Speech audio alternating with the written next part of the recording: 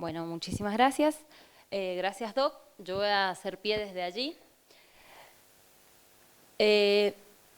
Como muy bien explicaba, en la reasignación de género utilizamos en distintas dosis, distintos tipos y distintos momentos terapia hormonal, y eso no le es indistinto a nuestras gónadas, es decir, a los ovarios y a los testículos.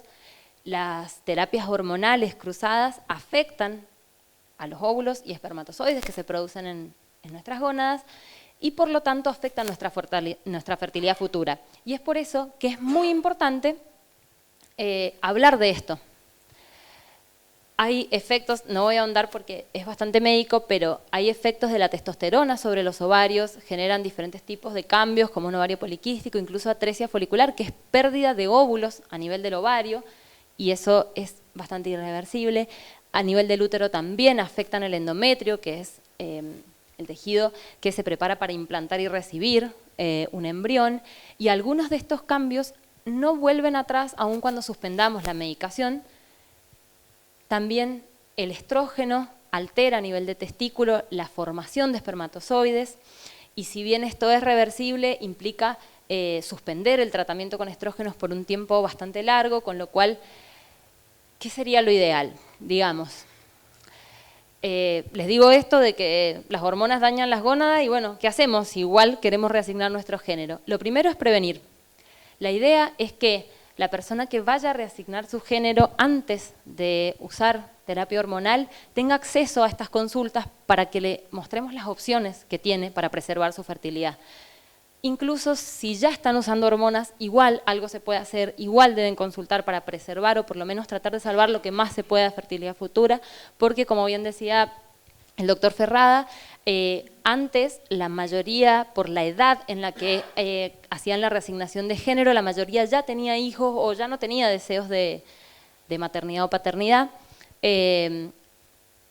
o no podía por la edad, pero hoy las edades son mucho más jóvenes y esto es un tema candente y súper importante. No solo la persona que vaya a consultar, sino también los equipos médicos, que hablemos con otras especialidades, con todas las que más se pueda, que haya una red para que cualquier persona del servicio de salud que detecte esto pueda darle la información para que la persona pueda decidir, con la información decidir si quiere o no preservar fertilidad. Y en tercer lugar, por supuesto, usar redes y medios de comunicación para que la información llegue a todo el mundo. Entonces, previo a la reasignación de género, si logramos captar a esta persona previo a la utilización hormonal y es un adulto, tenemos dos opciones. En aquellas personas que tienen ovario, tenemos lo que se llama criopreservación de ovocitos o de óvulos. Es decir, se da durante un tiempo, más o menos unos 10-12 días, hormonas, que son gonadotrofinas, se da medicación para estimular la maduración de estos óvulos adentro del ovario y luego se extraen, es una cirugía mínimamente invasiva, es a través de la vagina y es ambulatoria, y la persona, una vez que tenemos los óvulos afuera, en el laboratorio se criopreservan, ¿sí? Se congelan.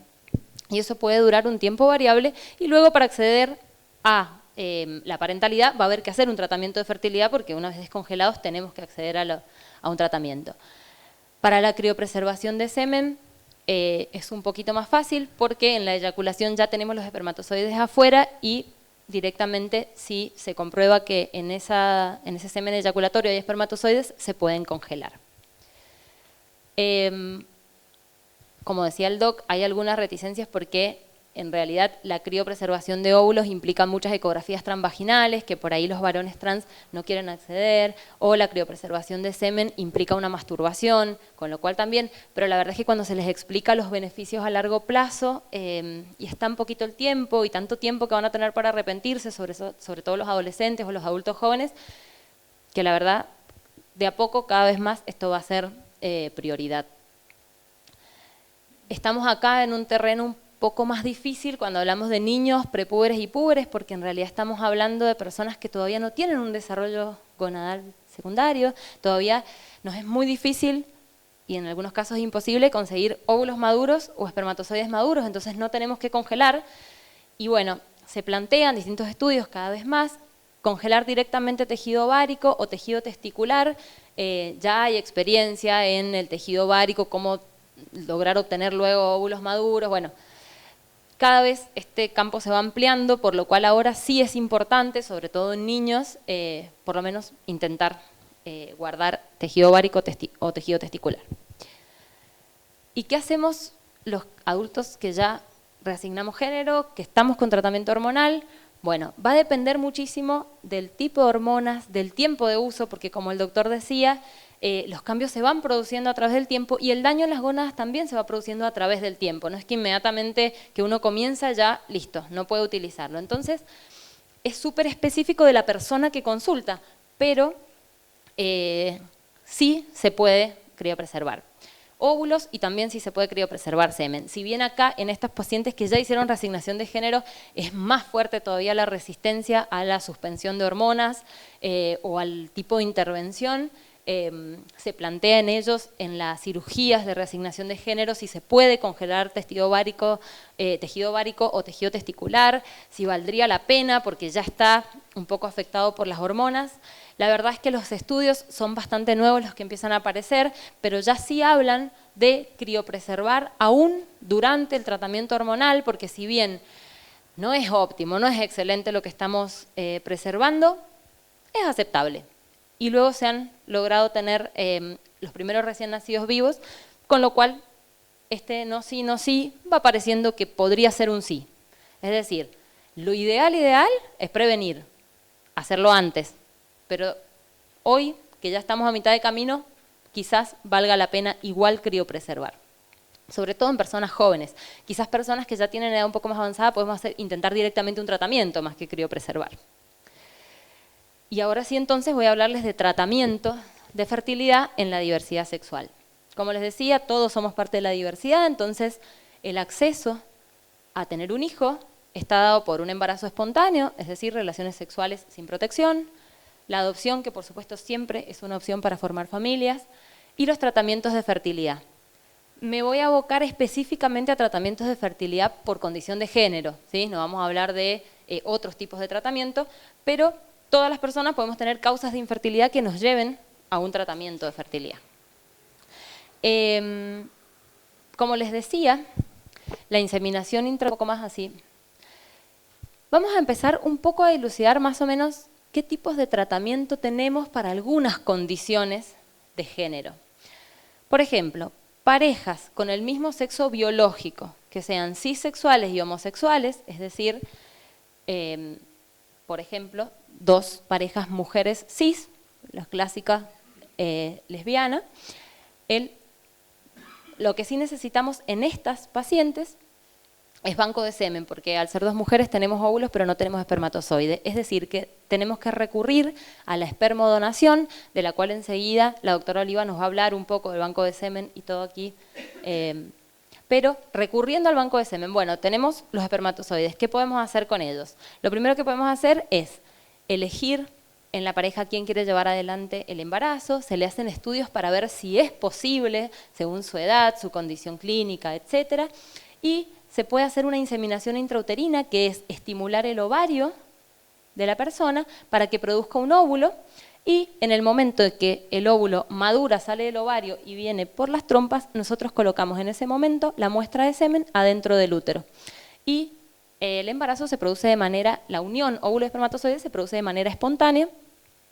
En algunas condiciones clínicas o por edad o por la fertilidad de la mujer que va a llevar adelante el embarazo, no puede utilizarse la inseminación intrauterina porque, por ejemplo, tiene las trompas tapadas. Podemos utilizar la fertilización in vitro, que es lo mismo un poco más complejo, es decir, estimulamos el ovario para que nos dé un óvulo, pero en vez de dejarlo que se una solo con el espermatozoide, se extrae y en el laboratorio se junta con el espermatozoide. Días después, el embrión formado se transfiere al útero y se deja allí para llevar adelante la gestación. En el caso particular de dos mujeres cisexuales, tenemos lo que se llama método ropa, y esto es recepción de ovocitos de pareja. Es decir, cuando hay dos mujeres y clínicamente y con estudios de fertilidad ambas dos pueden participar del proceso, una de las mujeres se le estimula el ovario para extraer óvulos. Ese óvulo extraído se junta con espermatozoides, por supuesto de banco, y el embrión resultante, en vez de ser colocado en este útero, es colocado en el útero de la otra mujer, ¿sí? Este es un método particular que se da en esta condición de dos mujeres. ¿Qué hacemos cuando tenemos dos varones? Bueno, pues aquí tenemos espermatozoides y no tenemos óvulos, entonces tenemos que recurrir a la ovodonación, a banco de óvulos. El óvulo donado, por supuesto que ya lo tenemos afuera, con lo cual tenemos que utilizar una fertilización in vitro para juntarlo con el espermatozoide, que puede venir de alguno de los papás o ser donado en el caso de que ninguno posea espermatozoides en calidad o cantidad suficiente. Y el caso particular aquí es que no poseemos útero, entonces tenemos que acceder a la subrogación uterina, del cual no voy a ahondar porque enseguida vamos a hablar de eso. ¿Qué pasa ahora si alguno de los miembros de la pareja son transgénero? Si tenemos, por ejemplo, una mujer trans con un varón cisexual, en este caso necesitamos óvulos, ¿sí? Porque tenemos espermatozoides de ambas personas, entonces necesitamos óvulos, se hace una fertilización in vitro y también se utilizaría útero subrogado, pero por supuesto que es posible. Cuando tenemos un varón trans con una mujer cisexual, necesitamos, por supuesto, banco de semen. Y en este caso, si la mujer quiere llevar adelante el embarazo, podemos utilizar ese banco de semen inseminando a la mujer, haciendo fertilización in vitro, o si este varón trans, sus hormonas no han dañado tanto el ovario, podemos ver si puede donar parte de sus óvulos, si está dispuesto a someterse a la extracción de óvulos, con lo que implica. Si no, usamos banco de semen. O lo ideal es que este varón trans ya haya guardado óvulos y entonces ahí nos ahorra todo el problema y él puede seguir con su vida normal y utilizamos los óvulos criopreservados y parte de su genética también está involucrada, con lo cual a eso apuntamos a futuro. Lo que pasa que, bueno, como estamos a mitad de camino, vamos remendando con lo que podemos. ¿Qué pasa cuando ambos miembros son transgénero? Esto es un poco lo que les decía más temprano, que podría haber un embarazo espontáneo dependiendo del tipo de relación sexual que puedan tener esas personas. Si bien las terapias de hormonización afectan la fertilidad, no la afectan en su totalidad, con lo cual si esta pareja no quiere tener hijos, debe tener ciertos cuidados si accediera a relaciones sexuales sin protección de tipo penetración. Generalmente lo que pasa en estas parejas es que pueden llegar a venir y pueden utilizar gametos propios o banco dependiendo específicamente de sus gónadas si han sido no afectadas por el tratamiento hormonal y si quieren o no suspender. En el caso de los varones trans se plantea la duda y siempre se les puede plantear en el consultorio si quieren llevar adelante o no el embarazo, ¿sí? En parejas donde habitualmente hay un varón trans y una mujer cis, generalmente la mujer lleva adelante el embarazo, pero no damos nada por sentado. Siempre se le pregunta a la pareja quién quiere llevar adelante el embarazo. Quien puede también, porque puede estar con una mujer cis y la mujer cis tener alguna enfermedad o algo y no poder llevar adelante el embarazo. Entonces, no se da nada por sentado. El embarazo en un varón trans es posible, por supuesto que durante el tiempo del embarazo y idealmente un tiempo previo hay que suspender la terapia hormonal y habrá que hacer controles un poco más estrictos, pero la verdad es que es posible, ya se han reportado nacidos vivos sin complicaciones. ¿Qué pasa si tenemos algún miembro transgénero pero son homosexuales? ¿Se acuerdan que las condiciones son conceptos totalmente diferentes, ¿sí? Entonces, en estos casos de, por ejemplo, un varón trans con un varón cis, también se puede lograr el embarazo espontáneo y en estas parejas hay que tener cuidado, advertírselos también los cuidados. Se pueden hacer inseminaciones intrauterinas, fertilización in vitro, puede llevar el varón trans el embarazo o acceder a gestación por sustitución según cómo sienta él en su cuerpo que si puede, quiere o no llevar el embarazo. Lo mismo en las mujeres trans y mujer cis. Generalmente acá no accedemos a útero subrogado, excepto que la mujer cis tenga alguna enfermedad o algo. Sí, en las mujeres trans, a veces, si no guardaron semen o espermatozoides, es tanto el tiempo que tienen que suspender el tratamiento que generalmente acceden al banco de semen o espermodonación. Y parejas hay millones. Esto que yo les dije encima son etiquetas del sistema sexual binario. ¿Por qué? Porque puede ser una mujer transexual, pansexual, con una pareja a género o no binaria, que sí recibe terapia de hormonización o que no, y la combinación es infinita. Es decir, acá lo importante y a lo que se resume es a que en la consulta tenemos una o dos personas y dependiendo de esa particularidad que trae esa persona o esa pareja, es el tratamiento al que podemos acceder. También hablábamos de personas solas, no solo para ser padres o madres es necesario tener una pareja, puede ser una mujer o un varón, cisexual, transexual, puede ser un género no binario, agénero, puede ser demigénero, lo que quiera, puede venir al consultorio de fertilidad. En realidad, acá el condicionante es la salud de la persona que viene y con qué trabajamos.